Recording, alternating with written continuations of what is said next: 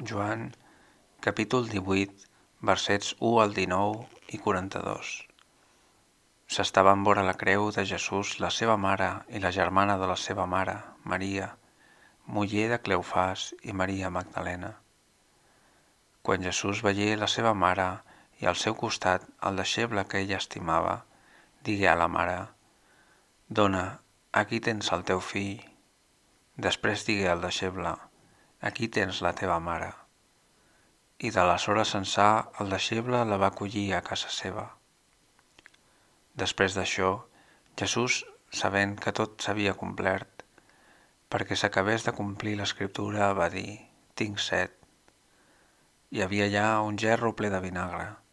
Van fixar al capdamunt d'una tija d'hisop una esponja xopa d'aquell vinagre i la hi acostaren als llavis. Quan Jesús hagué pres el vinagre, va dir: «Tot s'ha complert». Llavors s'inclinà el cap i va lliurar l'esperit. Josep d'Arimatea, que era deixeble de Jesús però d'amagat, per por dels jueus, va treure de la creu el cos de Jesús.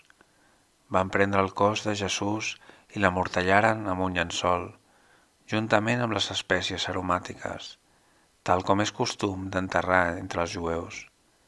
Hi havia un hort a l'indret on havien crucificat Jesús, i dintre l'hort un sepulcre nou, on encara no havia estat posat ningú. Com que per als jueus era el dia de la preparació i el sepulcre es trobava a prop, van dipositar-hi Jesús.